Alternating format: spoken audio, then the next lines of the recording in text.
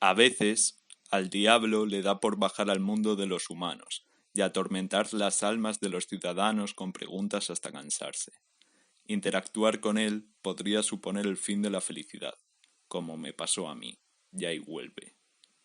¿Hay alguien? Tardaste mucho. ¿Te alegras? Supongo. ¿Qué estuviste haciendo?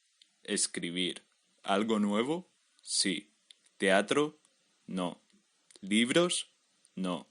¿Poesía? Microrrelato. ¿Cuántas palabras?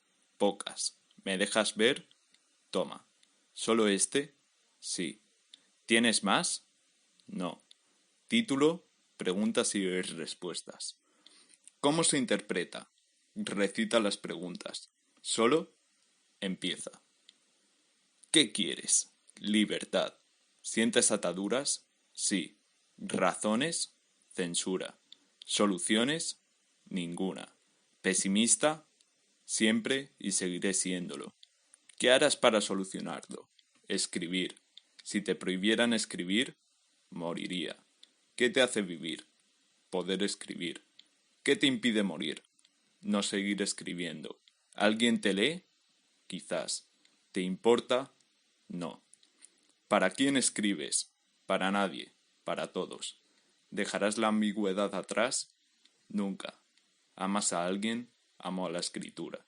¿Escribes sobre amor? Sentimientos dañinos no merecen la pena. ¿Quién te hirió? Todas. ¿Quieres estar solo? La soledad necesaria es. ¿Debería irme? Nunca debiste venir.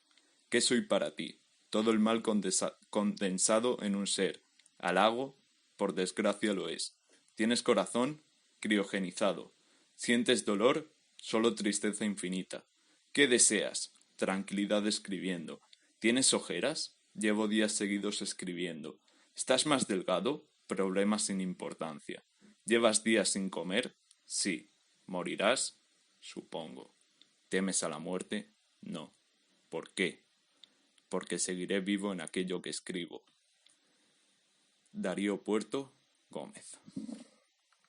El libro se llama El microrrelato, preguntas y respuestas.